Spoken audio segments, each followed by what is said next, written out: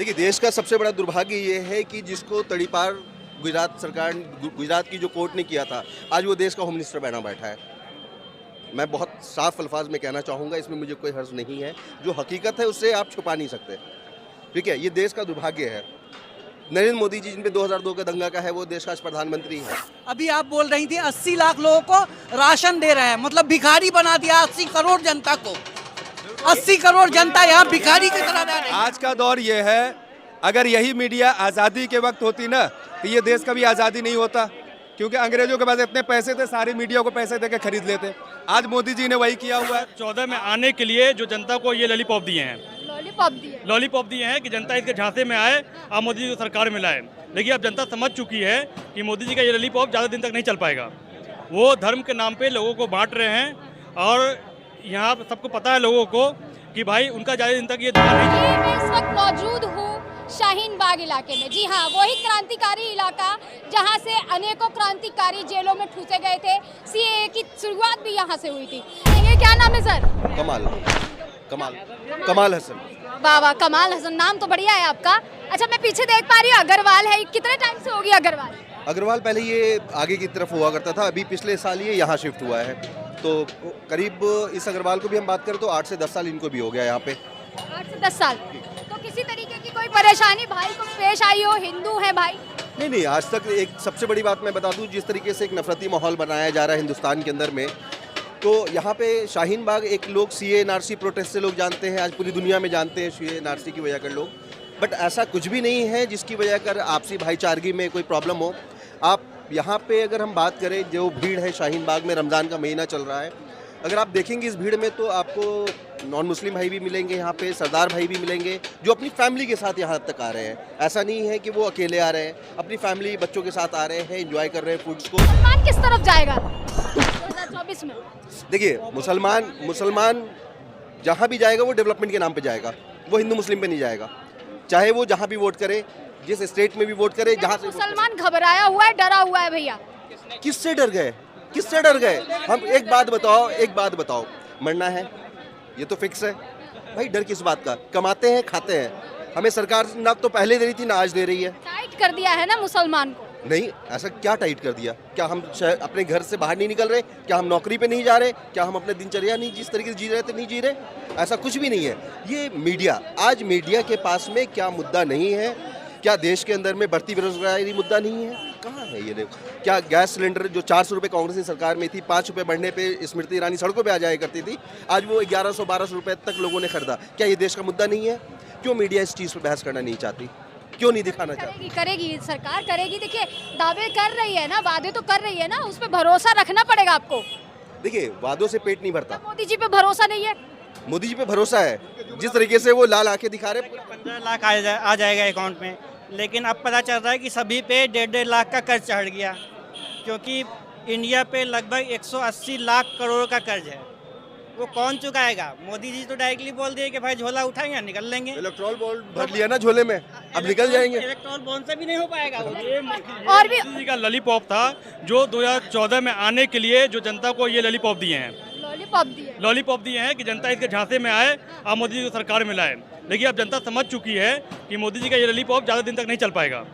वो धर्म के नाम पे लोगों को बांट रहे हैं और यहाँ सबको पता है लोगों को कि भाई उनका ज़्यादा दिन तक ये दुकान नहीं चल पाएगी। यहाँ ये यादव जी, नागेंद्र जी 400 पार का नारा लग रहा है, आप बोल रहे दुकान नहीं चलेगी? नहीं, वो 400 पार का नारा लगाएंगे वो, लेकिन उनको पता है कि जमीनी स्तर पे क्या चल रहा है। वो बौखलाए हुए हैं बिल्कुल, फिर भी वो 400 पार का नारा लगा रहे हैं। उनको सब चीज़ पता है, ग्राउंड पे वो देख रहे हैं कि इस बार उनका बहुमत नहीं बन पाएगा। लोगों के दिलों में ये गठबंधन तो बिखरता नजर आ रहा है। गौरव वल्लभ को देख लीजिए, चले गए हैं। एक मिनट। विजेंद्र चले गए हैं। नहीं, वो जो है ना, वो गठबंधन जो नहीं चलाया, वो पता है मोदी जी को कि इस तरह का अफवाह फैलाएंगे और लोगों में टूट करेंगे तो अफवाह क्या फैलाई है? गौरव वल्लभ जो कभी बोलते थे सनातन पे, आज वो उनको याद आ गया, रोना आ गया। उनके ऊपर भी कोई प्रेशर होगा ना, गौरव वल्लभ होगा।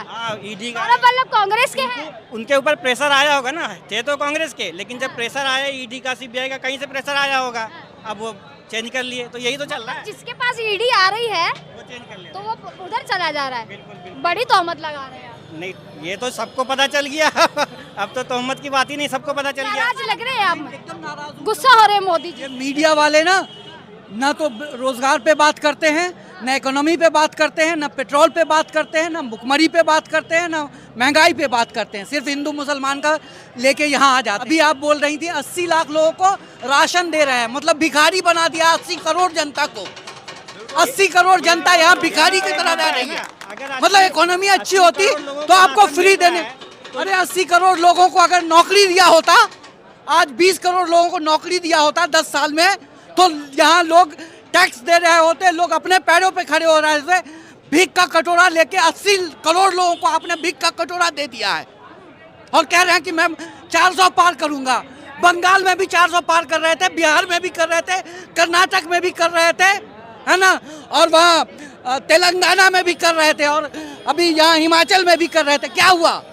400 कहाँ से लाएंगे ये तो बता दें। एक सवाल और है। लाएंगे, देखिए अभी बोल रहे हैं ना। तो भाई इनके जुमले 15 लाख जुमला था, वो क्या नाम है, स्टार्टअप जुमला था। अब कभी आपने टीवी में एयरपोर्ट बन रहे हैं नए, एयरपोर्ट बिकने के लिए बन रहे हैं। आप सरकार के पैसे से खर्च बनाते हैं और अडानी को दे देते हैं। मैडम एक सवाल और है। एक बताइए कि सरकार बना रही है ना एयरपोर्ट, अडानी को फिर कैसे मिल जा रहा है?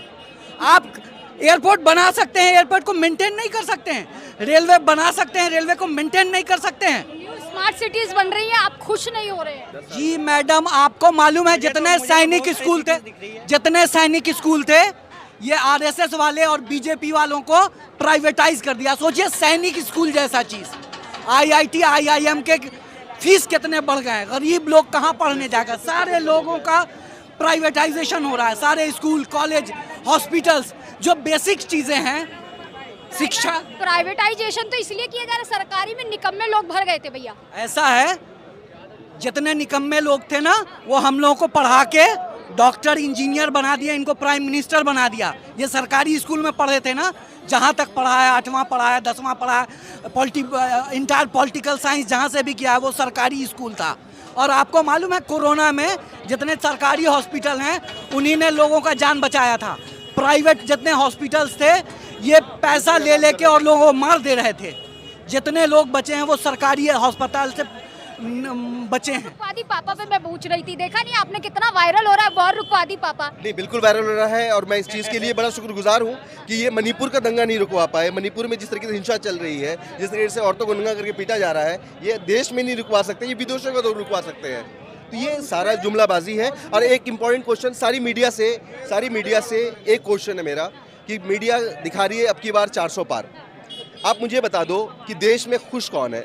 सैनिक इन्होंने 4 साल का कर दिया, आज सैनिक छोड़ के लोग वापस आ रहे हैं। सेना में अब जाना नहीं चाहता कोई भी युवा जाना नहीं चाहता। दूसरा, महिलाओं के ऊपर में किस तरीके से शोषण हो रहा है आप उठा के देखें। यूपी के अंदर पिछले 3 महीने के अंदर कितनी बच्चियों के साथ बलात्कार हुआ, उन्हें जान से मार दिया गया। अंत में पीड़िता परिवार ने अपनी आत्महत्या कर ली। चाहे हाथरस का मामला हो, चाहे कठुआ का मामला हो, आप उठा के देखिए बच्चियों के साथ। तीसरा, किसान, देश का किसान जो कि लोगों को यहाँ खाना दे रहा है, उपज रहा है, आज के डेट में उन किसानों के साथ में क्या हो रहा है? आय दुगनी करने की बात थी, कहाँ है वो आय? आज प्राइवेट गाड़ियों में बैठे बोल रहे किसान नहीं है वो। देखिए, एक्चुअली प्रॉब्लम इनको ये है कि किसान का बच्चा बड़ी गाड़ी में नहीं बैठ सकता। इनके बच्चे जो है, जिसको बोलने तक का शौर नहीं है, वो बीसीसीआई तक पहुँच जाए। जिसे बल्ला पकड़ने का शौर नहीं है, जिसने कभी जिंदगी में बल्ला ना पकड़ा हो, वो बीसीसीआई जा सकता है, लेकिन किसान का बच्चा कार में नहीं बैठ सकता। इन्हें इस बात की तकलीफ है। तकलीफ होती तो मोदी, अभी अमित शाह का बयान आप देख लीजिए, उन्होंने कहा कि इस बार वोट दीजिए, ऐसे जुमलेबाजों को, ऐसे जो भ्रष्टाचार कर रहे हैं उनको अंदर करेंगे। हमारे इसमें दलित को, पिछड़ा को और मुसलमान को और गरीब को और किसानों को इस तरीके से देखा जा रहा है और उनके लिए आगे भी काम करेंगे। देखिए, देश का सबसे बड़ा दुर्भाग्य ये है कि जिसको तड़ीपार गुजरात की जो कोर्ट ने किया था, आज वो देश का होम मिनिस्टर बना बैठा है। मैं बहुत साफ अल्फाज में कहना चाहूँगा, इसमें मुझे कोई हर्ज नहीं है। जो हकीकत है उससे आप छुपा नहीं सकते, ठीक है? ये देश का दुर्भाग्य है। नरेंद्र मोदी जी, जिन पे 2002 का दंगा का है, वो देश का आज प्रधानमंत्री है। आज के डेट में वो विदेशों में जाके जिस तरीके से देश की बुराई कर रहे हैं कि ये मेरा दुर्भाग्य है कि मैं देश में पैदा हुआ, मीडिया इस चीज़ को दिखाएगी नहीं। अगर यही बात किसी कांग्रेस के नेता ने कह दिया होता या किसी अन्य पार्टी के नेताओं ने कह दिया होता, तो आज सारी मीडिया इस पर गला फाड़ के चिल्ला रही होती और दिखा रही थी। क्या नरेंद्र मोदी बिरयानी खाने पाकिस्तान नहीं गए? क्या वो चीन को आंख दिखाने की बात कर रही थी? क्या उन्होंने चीन के आंख दिखाई? आप मुझे ये बताएं ना, ये 400 पार कहाँ से कर रहे हैं? जब आपके देश में पहलवान बच्चियाँ जो आपको देश को लाके मेडल दे रही हैं, आज उनको आप घसीट कर उन्हें जो है आप बाहर कर दे रहे हैं। आज उनका जो अधिकार है, जो देश अधिकार देता है, जो संविधान अधिकार देता है कि आप अपनी बात को शांतिपूर्ण तरीके से रख सकते हैं, आप प्रोटेस्ट कर सकते हैं, आप अपनी आवाज़ उठा सकते हैं, आज उसको दबाने की कोशिश की जा रही है। आप जिस दिन देश का संसद बन के तैयार दबाने की कोशिश, आज़ादी से सब बोल पा रहे हैं। देखिए आज़ादी से बोल पा रहे हैं। मोदी जी मंच से कहते हैं कि भैया लोग स्वतंत्र हैं। ये मोदी ये संविधान ने दिया है कि हम बोल सकते हैं, बोलने की आज़ादी है। यही तो लड़ाई हो रही है इस बार कि संविधान ना बदल दें ये लोग, इसीलिए मांग रहे हैं ना कि संविधान ना बदल दें। संविधान बदल देंगे तो आप आके जो मुझसे बात करेंगे ना, आपका भी मीडिया हाउस बंद हो जाएगा। संविधान कौन बदल रहा है? अमित शाह का बयान था, संविधान पे भरोसा है उन्हें। ये संविधान को बदला नहीं जा रहा है। जितनी एजेंसियां हैं इनको कठपुतली की तरह यूज किया जा रहा है। संविधान ने सबको, संवैधानिक संस्थाएं इंडिपेंडेंट होती हैं। ये क्या कर रहे हैं, कैसे हो रहा है, ये सब मोदी जी से नहीं, मीडिया से हमें नाराजगी है। आज का दौर ये है, अगर यही मीडिया आज़ादी के वक्त होती ना तो ये देश कभी आज़ादी नहीं होता, क्योंकि अंग्रेजों के पास इतने पैसे थे, सारी मीडिया को पैसे देके खरीद लेते। आज मोदी जी ने वही किया हुआ है। आप हक बात बोल ही नहीं रहे हो, आप सिर्फ मोदी मोदी मोदी, मोदी ने ये किया, मोदी ने वो किया, मोदी की अच्छाई, लेकिन मोदी का पॉइंट ऑफ व्यू कहाँ है आपके पास? आपके पास कोई मुद्दा है हिंदू मुसलमान के अलावा? 14 साल में ये जो मोदी जी का 10 साल हो गया, 10 साल में उन्होंने क्या क्या किया? कोई मुद्दा है आप लोगों का? सिर्फ हिंदू मुसलमान सिर्फ टीवी पे होता है, लेकिन ज़मीनी लेवल पर आप आओगे ना, आज शाहीन बाग में आप खड़े हो, किसी तरह का कोई भय है आपको? कोई डर लग रहा है आपको कि कोई आपको टच कर देगा, कोई आपसे बदतमीजी कर लेगा? नहीं कर सकता। यहाँ पे लोग इंसान है। आज रात के 10:30 बज रहे, साढ़े 11 बजे आप यहाँ पे खड़ी हो, बिल्कुल सेफ हो, एक महिला होके, ठीक है? मैं लक्ष्मी नगर चला जाऊँ, मैं गीता कॉलोनी चला जाऊँ, मुझे भय नहीं लगता है कि मैं हिंदू भाइयों के बीच में आया हूँ, मुझे डर नहीं लगता। लेकिन मैं जब टीवी खोलता हूँ मुझे डर लगने लगता है। अरे वहाँ पे ये हो रहा है, वहाँ पे जय श्री राम हो रहा है, वहाँ पे अल्लाह अकबर हो रहा है। ये क्यों करते हो आप लोग?